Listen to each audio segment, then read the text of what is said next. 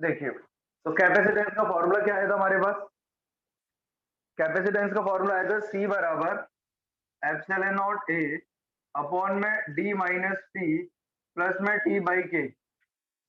Epsilon not A upon में D minus T plus में T by K। ये capacitance का फॉर्मूला आया था हमारे पास कब? जब हमने इसके अंदर एक स्लैब डाली थी। अब देखना जरा,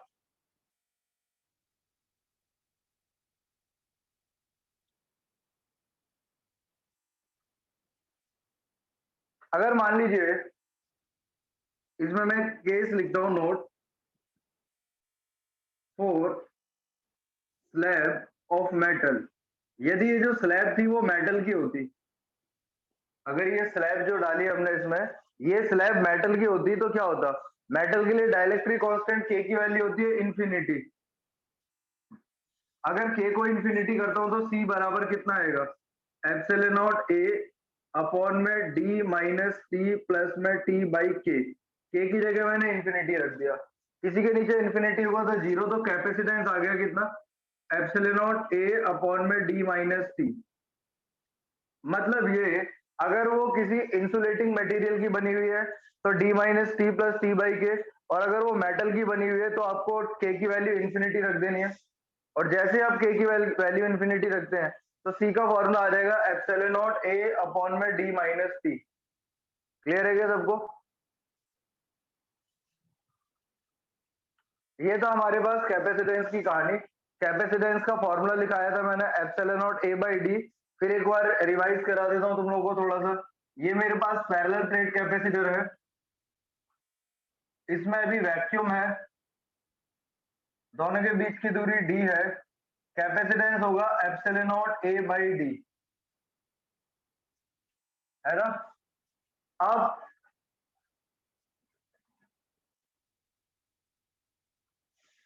अब अगर इसमें एक डाइलेक्ट्रिक मीडियम डाल देता हूँ पूरे में, ये रहा डाइलेक्ट्रिक मीडियम, तो सेपरेशन डी था, डाइलेक्ट्रिक कांस्टेंट के था, तो जो कैपेसिटेंस आ गया नया वाला वो कितना आया था मीडियम वाले के लिए? के epsilon not a by D, के टाइम्स हो गया था। और अगर डाइलेक्ट्रिक स्लैब थी तो कितना हो जाएगा? एप्सिलॉन नॉट ए अपॉन में डी माइनस टी प्लस में टी बाई के। और अगर वो स्लैब मेटल की है तो मेटल के लिए के की वैल्यू इन्फिनिटी हो जाएगी, तो कैपेसिटेंस आ गया epsilon not a by D minus T. है कि नहीं भाई? अगले टॉपिक पे चलते हैं। अगला टॉपिक क्या है देखना है जरा। 2 नंबर के लिए इंपॉर्टेंट है डेरिवेशन, और टॉपिक का नाम है energy stored in a capacitor. Energy stored in a capacitor, energy store करा रहे हैं हम कैपेसिटर में, क्या फॉर्मूला होगा उसका देखना है जरा। Energy stored in a capacitor, सबसे पहले तो समझे इस बात को। ये मान लिया भी अपना अनचार्ज है और ये दोनों मेटल की प्लेट है कैपेसिटर में, जैसा कि होता है। आपने एक एक्सटर्नल सोर्स लगाया, एक बैटरी का प्रयोग करा जो कि V वोल्ट की है ना? अब जैसे आप बैटरी को लगाएंगे, याद रखना ये जो बड़ा हुआ डंडा होता है ये पॉजिटिव है, हायर पोटेंशियल, छोटा वाला नेगेटिव होता है, लोअर पोटेंशियल। ठीक, अब क्या होगा? अब ये जो पॉजिटिव वाला है, ये पॉजिटिव ए प्लेट और बी प्लेट, ये मान लो ये पैरेलल प्लेट कैपेसिटर है। ये जो पॉजिटिव वाला है, ये पॉजिटिव क्या करेगा? इसमें से नेगेटिव मतलब इलेक्ट्रॉन को खींचेगा। कहानी समझना क्या बोल रहा हूं, इलेक्ट्रॉन को खींचेगा और वो इलेक्ट्रॉन लेके वो इलेक्ट्रॉन दे देगा बी को। फिर समझाता हूं। ये जो पॉजिटिव चार्ज है वो ए वाली प्लेट के इलेक्ट्रॉन्स को खींचेगा, खींच के उन इलेक्ट्रॉन्स को किसको देता जाएगा? बी को। तो ए से अगर इलेक्ट्रॉन जा रहे हैं तो ए पर कैसा चार्ज डेवलप हो जाएगा? पॉजिटिव।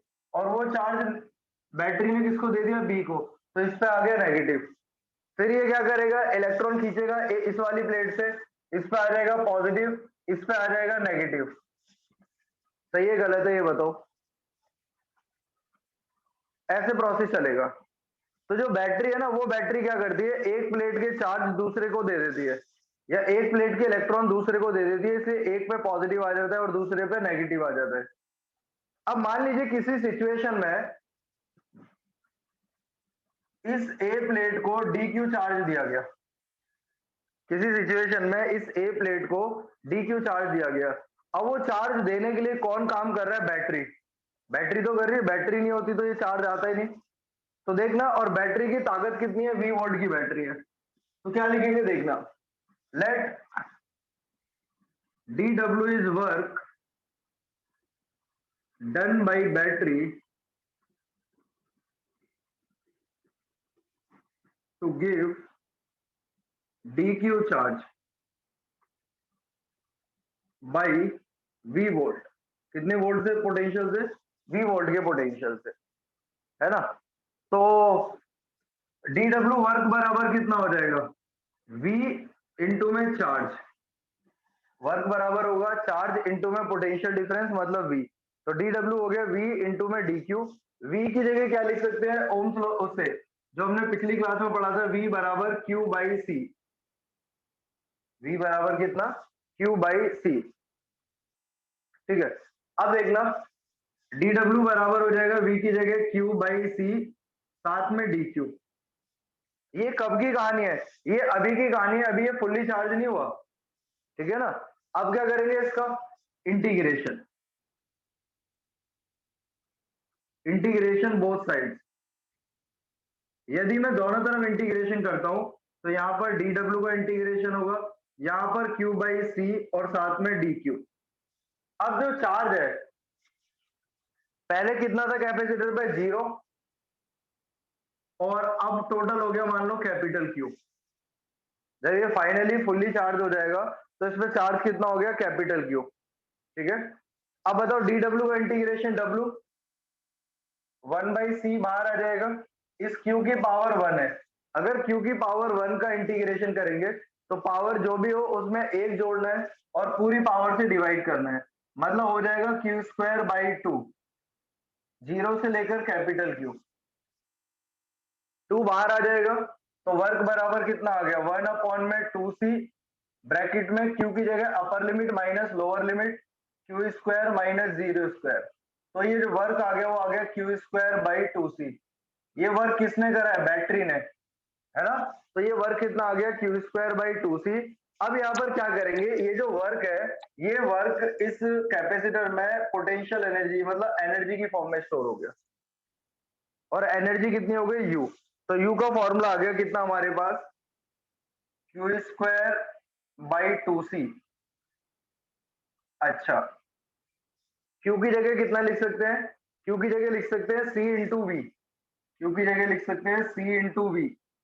ये लिख देता हूं, सॉल्व करेंगे तो आएगा half C V square, half C V square. और c इंटू वी की जगह इस वाली इक्वेशन में c इंटू वी की जगह लिख सकते हैं q। तो क्या आ गया formula? Half q into V. तीन फॉर्मूले आए हमारे पास। एक फॉर्मूला आया half q square by 2c, मतलब q स्क्वायर बाई 2c। एक आया है हाफ सी वी स्क्वायर, एक आया है हाफ क्यू वी। तो जो एनर्जी का फॉर्मूला होता है वो तीन है यहाँ पर। एग्जाम में बोला जाएगा तो आप यहाँ तक डिराइव करना हाफ सी वी स्क्वायर तक। सिंपल सा तरीका है कि आपने बैटरी लगाई, बैटरी ने क्या करा? एक प्लेट के इलेक्ट्रॉन दूसरे को देती है। जैसी बैटरी ये काम करना स्टार्ट करती है तो एक पे पॉजिटिव चार्ज आने लगता है, दूसरे पे नेगेटिव। पॉजिटिव से नेगेटिव कौन आने लगता है? Electric field. ये इलेक्ट्रिक फील्ड, अगर इलेक्ट्रिक फील्ड इधर जाने लग जाएगी, इमेजिन करो अगर इलेक्ट्रिक फील्ड इधर जा रही है प्लस से माइनस, तो क्या कोई पॉजिटिव चार्ज अब इधर जा पाएगा? क्योंकि पॉजिटिव चार्ज तो हमेशा इलेक्ट्रिक फील्ड की सेम डायरेक्शन में जाते हैं, लेकिन हमें तो पॉजिटिव चार्ज इस प्लेट पे ले जाना है। तो उसके लिए क्या होगा? ये बैटरी वर्क करेगी। वो जो बैटरी के द्वारा वर्क किया जाएगा वो वर्क इस कैपेसिटर के अंदर एनर्जी की फॉर्म में स्टोर हुआ, और वो एनर्जी कितनी आई मेरे पास? Half C V square. Derivation में कोई दिक्कत है तो मेरे से पूछ लो। ये पेज नंबर 1 हो गया आपका। हालांकि ऐसा कुछ है नहीं इसमें, फिर भी लेकिन आप पूछ सकते हो अगर दिक्कत है तो।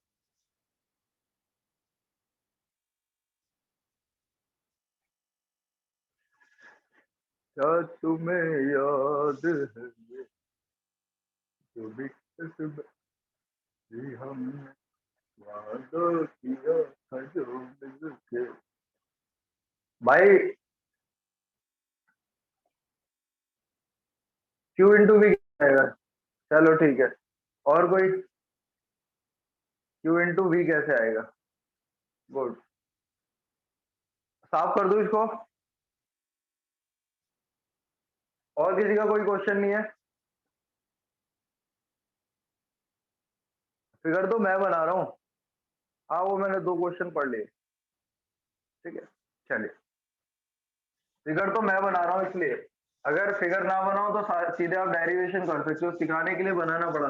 देखो जरा कैसे काम है। सबसे पहले तो अब एक ही बात का जवाब देता हूँ, सर ये क्यू इंटू बी कैसे हो गया? तो अब इस रिलेशन को देख, क्या लिखा हुआ है? लिखा हुआ है u बराबर हाफ सी वी स्क्वायर। इसको ऐसे लिख ले, सी वी इंटू में लिख सकते हैं हाफ सी वी स्क्वायर को, और सीवी की जगह वापस से क्या लिख सकते हैं? क्यू बराबर सीवी। तो हाफ क्यू इंटू बी आ गया, जवाब मिल गया क्या? अब हाफ क्यू इंटू बी।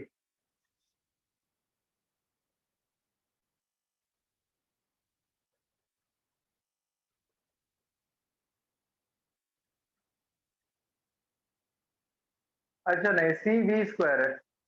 चलो डायग्राम पे आ जाते हो। डायग्राम ऐसे है, देखो आप पैरेलल प्लेट कैपेसिटर की सहायता से पढ़ रहे हैं, क्योंकि तो अभी ये कैपेसिटर मान लीजिए मेरे पास अनचार्ज है, कोई चार्ज नहीं है। आप बैटरी लाते हैं मार्केट से, उस बैटरी को इससे लगाते हैं, वी वोल्ट की बैटरी है। जैसे ही बैटरी कनेक्ट करते हैं, बैटरी का बड़ा डंडा जो कि पॉजिटिव होता है, छोटा डंडा जो कि नेगेटिव होता है, ये पॉजिटिव, क्योंकि ये पॉजिटिव है तो इस मेटल के किसको खींच लेगा? इस मेटल के इलेक्ट्रॉन को खींचेगा। अगर इलेक्ट्रॉन को खींचेगा तो इलेक्ट्रॉन इसने लिए, और वो इलेक्ट्रॉन चले इस तरफ, और वो इलेक्ट्रॉन लेके इसको दे देगा, इस वाली प्लेट को। ये ए मान लो, ये बी मान लो। तो इसने इलेक्ट्रॉन इसको दे दिए, जिसको इलेक्ट्रॉन मिले उस पे तो आ गया नेगेटिव, जिसके इलेक्ट्रॉन गए उसको मिल गया पॉजिटिव। वैसे जैसे यहाँ पर ये हुआ, इलेक्ट्रिक फील्ड सेटअप हो गई अंदर, फिर ये बैटरी काम करती है, फिर ये पॉजिटिव यहाँ पर नेगेटिव आ जाता है, अंदर इलेक्ट्रिक फील्ड बढ़ जाती है कि नहीं? तो फिर बैटरी ना लगातार कार्य कर रही है, और मान लो किसी सिचुएशन में यहाँ पर डी क्यू चार्ज भेजा बैटरी ने, है ना? और वो डीक्यू चार्ज कितने वोल्ट की सहायता से जा रहा है? वी वोल्ट की सहायता से। तो वर्क या एनर्जी को कैसे लिखेंगे? क्यू चार्ज इनटू में पोटेंशियल डिफरेंस। चार्ज कितना है? डीक्यू। पोटेंशियल डिफरेंस कितना है? वी। एक बात। अगली बात, अब मैं आपको एक बात समझाता हूँ, ध्यान से देखना भाई। हालांकि हमें ये पता है कि जो बैटरी होती है वो चार्ज नहीं देती, लेकिन हमें कुछ बातें ऐसे मानकर पढ़नी पड़ती है जो असलियत नहीं होती, है ना? तो होता क्या है, बैटरी का फंक्शन पढ़ेंगे हम थर्ड चैप्टर में, बैटरी या सेल का फंक्शन। अब सबसे पहली बात तो नोट करके एक पॉइंट लिखाता हूं, बात समझना। आपको पता है, यदि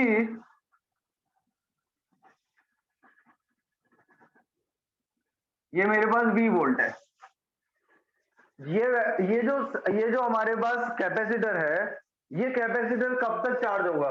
ये कैपेसिटर तब तक चार्ज होगा जब तक बैटरी का पोटेंशियल कैपेसिटर का पोटेंशियल बराबर ना हो जाए, है ना?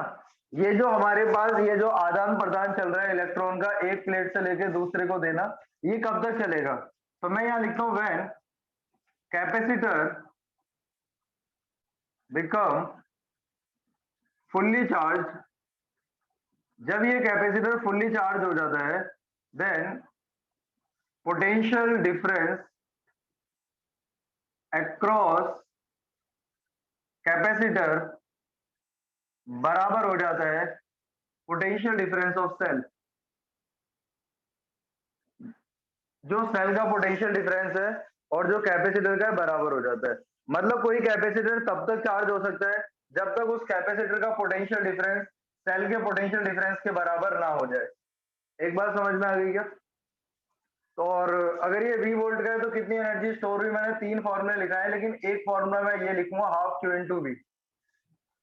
मान ले भाई, मान ले अगर मेरे से बोला जाए एनर्जी ऑफ सेल या बैटरी, एनर्जी ऑफ सेल या बैटरी, तो उसकी एनर्जी कितनी होगी? तो एनर्जी ऑफ सेल जो है यहाँ पर जो चार्ज कर रही है, क्योंकि यहाँ से कितना चार्ज फ्लो करके गया है, तो सर आंसर है इसका क्यू। क्यू चार्ज फ्लो कर रहा है, या फिर हम ऐसे बोलेंगे कि इस बैटरी ने क्यू चार्ज डिलीवर करा, ऐसे मान लो। अगर इस बैटरी ने Q चार्ज डिलीवर करा और इस बैटरी का पोटेंशियल था V, इस बैटरी का पोटेंशियल कितना V, तो एनर्जी कितनी हो गई Q into V। Energy of cell कितना हो गया, चार्ज इंटू में पोटेंशियल डिफरेंस। चार्ज कितना डिलीवर कर रहा है Q, पोटेंशियल डिफरेंस कितना है सेल का V, तो सेल की एनर्जी कितनी हो गई Q इंटू V। उस एनर्जी का कितना हिस्सा कैपेसिटर में गया देखना जरा, energy of capacitor, energy of capacitor. तो एनर्जी ऑफ कैपेसिटर है मेरे पास भाई Anshita half Q into V। इसका मतलब सेल की जो भी एनर्जी थी उस एनर्जी का कितना हिस्सा कैपेसिटर के अंदर स्टोर हुआ, क्या बता सकते हो?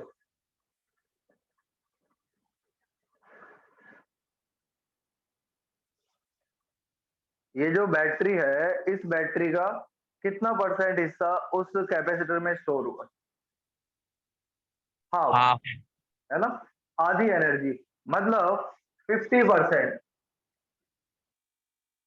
ये ऑब्जेक्टिव में आया हुआ है question. Only 50% energy of capacitor can be stored in, sorry, only 50% energy of cell can be stored in capacitor. Cell की एनर्जी जो भी टोटल है उसका 50% हिस्सा ही कैपेसिटर में स्टोर होता है। क्लियर है सबको ये बात? मैथमेटिकली प्रूव कराई है मैंने ये बात, ठीक है। अब एक अगला क्वेश्चन पे आते हैं। ये क्वेश्चन जो है हमारे पास आपको एक बहुत अच्छी चीज सिखाएगा, और वो चीज क्या होगी देखो जरा। टॉपिक का नाम है energy density, energy density of capacitor. परेशान मत होना, जो बोलूंगा उतना याद रखना। एनर्जी डेंसिटी ऑफ कैपेसिटर, भाई एनर्जी डेंसिटी कितनी हुई कैपेसिटर की वो निकालना है। तो सबसे पहले तो याद रखें कि जो एनर्जी डेंसिटी है उसके लिए सिंबल स्मॉल यू यूज कर रहा हूं मैं। जो एनर्जी डेंसिटी है ना, उस एनर्जी डेंसिटी के लिए जो मैं सिंबल यूज कर रहा हूं, या आपको जो करना है जो बुक यूज करती है वो स्मॉल यू है। अब एनर्जी डेंसिटी का मतलब क्या हुआ, energy of capacitor, energy of capacitor upon में volume, energy of capacitor upon में वॉल्यूम। अब इसमें ना कुछ फॉर्मूले का मिक्स किया जाएगा तब जाके फाइनल आंसर आएगा, लेकिन वो फॉर्मूले कुछ नए नहीं होंगे, आपने पहले पढ़े होंगे वही फॉर्मूले होंगे। अब मैं आपको सिखाता हूँ। U बराबर हो गया एनर्जी, एनर्जी का फॉर्मूला कितना है हाफ CV स्क्वायर। V मतलब यहाँ पर वॉल्यूम नहीं है, V का मतलब यहाँ पोटेंशियल डिफरेंस है। नीचे आएगा वॉल्यूम, वॉल्यूम को लिखा जाएगा एरिया इंटू थिकनेस मतलब D। कैपेसिटर का वॉल्यूम होगा A into D, area into thickness. Clear है ये बात? और कैसे लिख सकते हैं इसको फिर, CV स्क्वायर बाई 2AD, ये मेरे पास फॉर्मूला है अभी तक। U energy density, energy of capacitor upon में volume, energy half CV square volume area into thickness अर्थात D। अब हमें यहाँ पर दो चीजों की वैल्यू रखनी है। किस किस की? पहली वैल्यू रखेंगे आप C की, जो कि होती है epsilon not A by D। दूसरी वैल्यू रखेंगे V की, जो कि होता है इलेक्ट्रिक फील्ड इंटू में D। ये दोनों फॉर्मूले पढ़े हैं कि नहीं? C बराबर होता है epsilon not A by D, और V बराबर होता है E इंटू D। कितने बजे लगाना तुम्हें? अच्छा, 3 बजे नहीं है? ठीक है। अब देखो भाई, U बराबर कितना हो गया, हाफ AD एक साथ आ गया। C की जगह कितना हो गया, C की जगह epsilon not A by D, epsilon not A by D। V की जगह कितना, E इंटू डी, तो V की वैल्यू भी रख देता हूँ E इंटू डी, तो हो जाएगा E स्क्वायर इंटू में D स्क्वायर। देखो नीचे एक D और एक D, दो D तो नीचे हो गए मतलब D स्क्वायर। ये D स्क्वायर से D स्क्वायर कट जाएगा, एक A नीचे है एक A ऊपर है, ये भी कट जाएगा। तो फॉर्मूला आ गया half epsilon not E square, half epsilon not E square, half epsilon not E square. अब ये फॉर्मूला हमें क्या सिखाता है? ये फॉर्मूला ये सिखाता है कैपेसिटर में एनर्जी इलेक्ट्रिक फील्ड की फॉर्म में स्टोर होती है। याद रखना, कैपेसिटर में जो एनर्जी स्टोर होती है वो किस फॉर्म में होती है? इलेक्ट्रिक फील्ड की फॉर्म में स्टोर होती है। सीएम केजरीवाल ने किया बड़ा ऐलान, Delhi unlock watch now. Capacitor में एनर्जी इलेक्ट्रिक फील्ड की फॉर्म में स्टोर होती है और एनर्जी डेंसिटी का फॉर्मूला क्या है? Half epsilon naught E square. ये हमारे पास हो गया energy density, half C V square हो गई एनर्जी। ये एनर्जी का पार्ट था जो आपको सिखाया गया है, जिसमें आपको कोई भी चीज पूछनी है तो दोबारा पूछ सकते हैं। भाई सबको इंडिविजुअल कस्में दूं क्या? है, बताओ मेरे को कि भाई पूछ लो पूछ लो। भाई तो मैं तो ऐसे भी कर लूंगा पढ़ाने के लिए।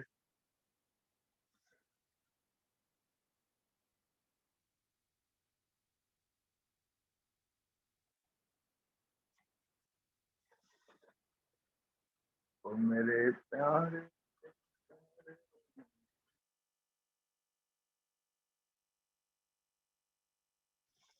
सबको समझ में आ गया है ना शायद। तो अब हमने क्या क्या पढ़ लिया? कैपेसिटर का कैपेसिटेंस पढ़ दिया, एनर्जी पढ़ ली, एनर्जी पर यूनिट वॉल्यूम पढ़ लिया। कुछ आगे बढ़ते हैं, अब देखते हैं आगे टॉपिक। एक बात समझाता हूँ, इसको साफ कर देता हूँ। जो टॉपिक है ना, एक्चुअली लास्ट ईयर क्या हुआ था, जो मैं पढ़ाने वाला हूँ, ये टॉपिक का जो फॉर्मूला है, हाँ मैं रिकॉर्डिंग सेंड कर दूंगा, बाकी तुम लोग जुड़े रहो। तो ये जो इस टॉपिक का जो फॉर्मूला है, मतलब जो डेरिवेशन है, वो डेरिवेशन कोर्स से हट चुका है। अगर आप कोर्स देखेंगे तो कोर्स में सिलेबस में ये वाला डेरिवेशन हट चुका है, लेकिन जो कंसेप्ट है ना वो थोड़ी ना हटा है, वो तो अभी भी याद रखना पड़ेगा। और वो कंसेप्ट क्या है देखना जरा, बहुत ही सिंपल सी बात है, लेकिन सिंपल तब है जब पूरे स्टेप समझ में आ जाए आपको। सबसे पहला स्टेप, टॉपिक क्या है वो बताता हूँ, देखना। Sharing of energy, sharing of energy between two capacitor, between two capacitor,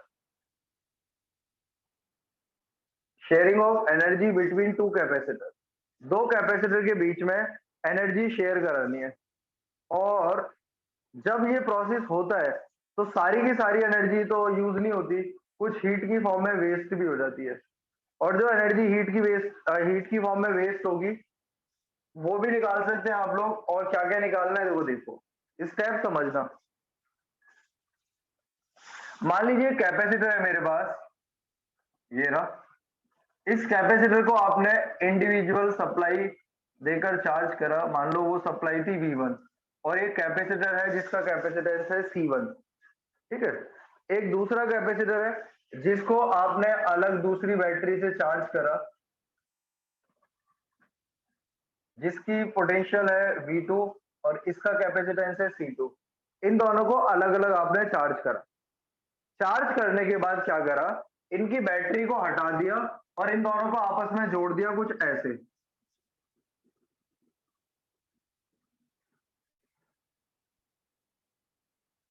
ये ए वाला कैपेसिटर मान लो, ये बी वाला, तो ये ए वाला और बी वाले को आपने जोड़ दिया। समझ में आ गई कहानी क्या है?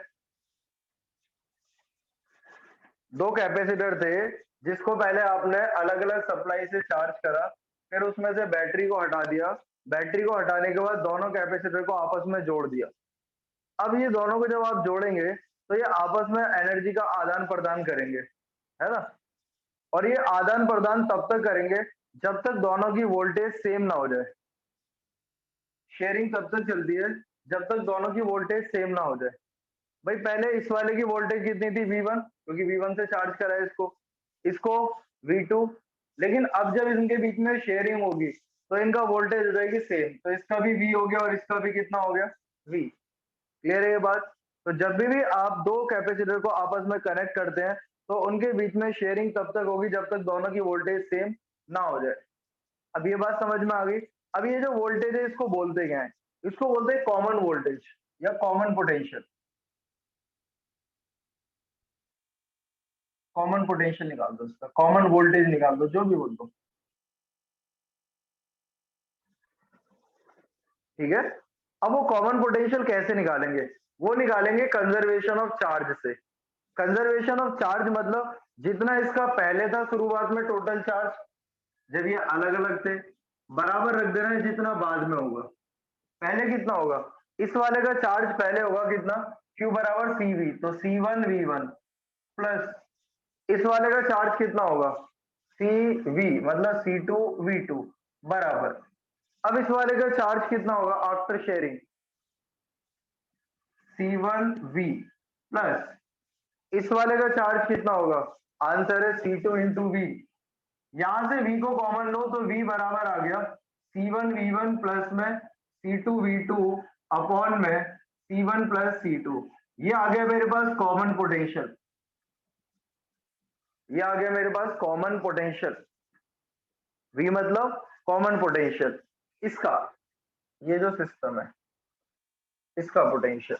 तो C1 प्लस C2V2 अपॉन में C1 प्लस C2, ये मेरा कॉमन पोटेंशियल आ गया। ठीक है, C1V1 प्लस C2V2 अपॉन में C1 प्लस C2। अब ये कॉमन पोटेंशियल आ गया है सिस्टम का। अब मान लो आपको एनर्जी निकालनी है, एनर्जी का लॉस निकालना है, बस मैं आपको बताऊंगा कैसे कर सकते हैं। Loss of energy during sharing of charge या शेयरिंग ऑफ एनर्जी, ठीक है, शेयरिंग ऑफ एनर्जी, या फिर और लिख सकते हैं, बुक में लिखा हुआ मिल सकता है चार्ज, शेयरिंग ऑफ एनर्जी या चार्ज। ठीक है, अब सुनिए, अब कितना लॉस हुआ, वो लॉस कैसे निकाल सकते हैं। तो लॉस निकालने का तो सिंपल सा तरीका है कि जब भी कहीं लॉस निकालना होता है तो हमेशा इनिशियल वाले में से फाइनल वाले को माइनस कर दो, इनिशियल वाले में से फाइनल वाले को माइनस कर दो। अब इनिशियल में से फाइनल क्या, क्योंकि यार एनर्जी का लॉस निकालना है तो इनिशियल एनर्जी में से फाइनल एनर्जी को माइनस करना है। तो इनिशियल एनर्जी कितनी होगी, यू आई, तो यू इनिशियल कितना हो जाएगा, इस वाले की एनर्जी कितनी थी भाई पहले, तो आंसर है हाफ C1V1 स्क्वायर प्लस इस वाले की एनर्जी कितनी थी, तो आंसर है हाफ C2V2 स्क्वायर। इस वाले की हाफ C1V1 स्क्वायर, इसकी थी हाफ C2V2 स्क्वायर। लेकिन शेयरिंग होने के बाद जो एनर्जी होगी यू फाइनल, वो कितना होगा, वो होगा हाफ C1 प्लस C2, क्योंकि टोटल कैपेसिटेंस दोनों का जोड़ेगा C1 प्लस C2 इंटू में पोटेंशियल कितना V square, half C1 plus C2 into में V स्क्वायर। ये आपकी इनिशियल एनर्जी आ गई, ये आपकी फाइनल एनर्जी आ जाएगी। V कहां से पता चलेगा, V यहां से निकालना पड़ेगा। अब पहले V यहां से निकालना, V निकालने के बाद क्या करना है, उसकी वैल्यू यहां पुट करना, ये अलग निकालना, फिर सॉल्व करना। अब मैं आपको एक बात बता दूं, सुनिए भाई, डेरिवेशन नहीं है इसलिए मैं नहीं लिखूंगा। अगर आप एनर्जी का लॉस निकालते हैं तो क्या करेंगे, you initial minus you final करेंगे। सही कह रहा हूँ गलत कह रहा हूँ, you initial minus you final करेंगे। जल्दी बोलो भाई, कोई चीज का लॉस होता है तो लॉस कैसे निकालते हैं, इनिशियल में से फाइनल को माइनस करके ना।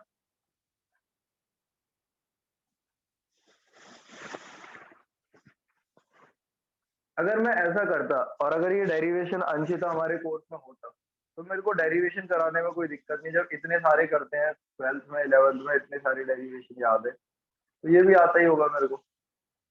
पर डेरिवेशन है नहीं क्योंकि कोर्स में, इसलिए टाइम वेस्ट ना करते हुए सीधे मैं लिखूंगा क्या, इसका फॉर्मूला आएगा, याद रखना, जैसे मेरे को याद है हाफ C1 C2 अपॉन में C1 प्लस C2 इंटू में V1 माइनस V2 का whole square. Loss of energy का फॉर्मूला हो गया हाफ C1 C2 अपॉन में C1 प्लस C2 इंटू में पोटेंशियल डिफरेंस मतलब V1 माइनस V2 का whole square, half C1 C2 upon में C1 प्लस C2 इंटू में V1 माइनस V2 का होल स्क्वायर।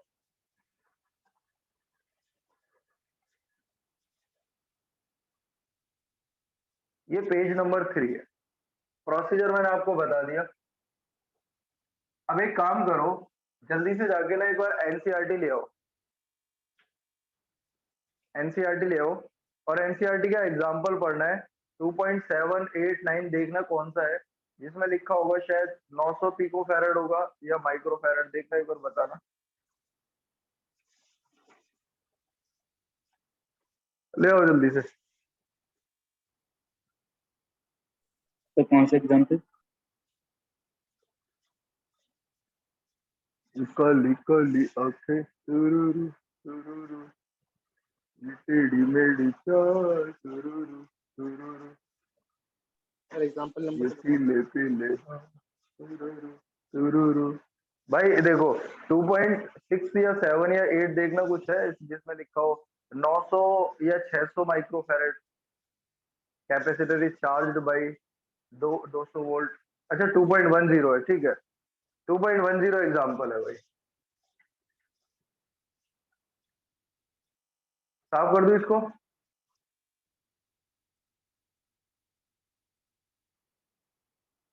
ये बहगी बहगी आंखें तुरुरु तुरुरु, कर दो ना साफ।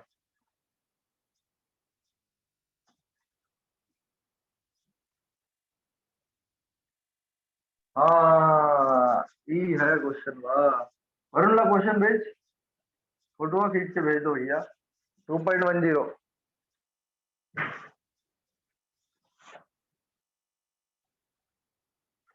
एग्जाम्पल। तो भैया एग्जाम्पल है हमारा कौन सा, 10 नंबर। बताओ भाई, भेजो यार जरा एक बार, तनिक पढ़ लें। 900 100 volt, how much electric energy by capacitor, the capacitor disconnected from the battery capacitor 900 micron energy loss during sharing. चलो भाई, मेरी आवाज आ रही है क्या, और मैं भी दिखाई दे रहा हूँ क्या?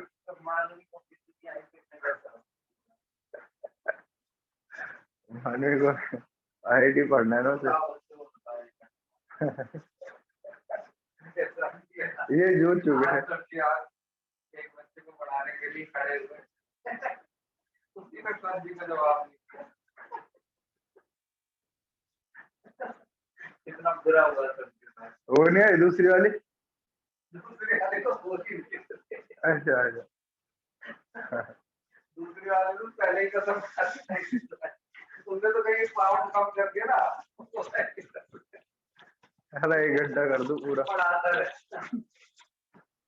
देखो भाई 2.10 एग्जाम्पल, क्वेश्चन बड़ा सुंदर है। बोल रहा क्या है क्वेश्चन में कि एक 900 पिको फैरेड है, माइक्रो फैरेड है, और ये 100 वोल्ट की सप्लाई है,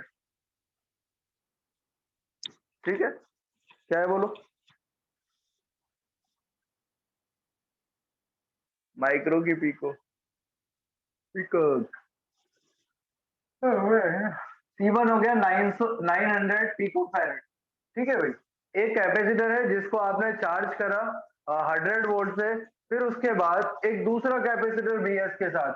लेकिन अच्छी बात यह है कि इस वाले को कोई सप्लाई नहीं दी गई, ये भी 900 है, लेकिन इसको चार्ज नहीं किया गया शुरुआत में। तो क्या हुआ, तो ये V1 मान लो, तो इसकी वोल्टेज पोटेंशियल कितना लोगे, 0, क्योंकि इसको तो चार्ज ही नहीं करा शुरू में, चार्ज तो हमने केवल इसको करा है। तो पहला क्वेश्चन बोल रहा है कि एनर्जी निकालनी है शुरुआत वाली, तो शुरुआत में तो यही वाला चार्ज है केवल, ये तो चार्ज ही नहीं है भाई, यही वाला चार्ज है, ये तो चार्ज ही नहीं है। अगर ये वाला चार्ज है कितना, हाफ C इंटू में V स्क्वायर, फॉर्मूला लगा, half as it is C की जगह कितना 900 पिको, पिको मतलब होता है -12, V कितना है 100, 100 का स्क्वायर मतलब 10 की पावर 4। भाई इसको 2 0 6 ये खा जाएगा 4.5, 4.5 इंटू 10 की पावर -6 जूल। ये इनिशियल एनर्जी आ गई आपकी। इनिशियल एनर्जी में किसी को दिक्कत है कोई, इनिशियल एनर्जी में दिक्कत नहीं है।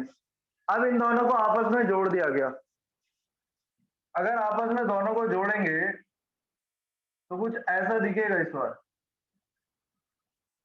जब आप इन दोनों को जोड़ेंगे तो आपको बताया गया है कि हमेशा इस सिस्टम का कॉमन पोटेंशियल निकाल दो, और वो कॉमन पोटेंशियल का फॉर्मूला क्या होता था भाई, स्वास्तिक, C1V1 प्लस में C2V2 अपॉन में C1 प्लस C2।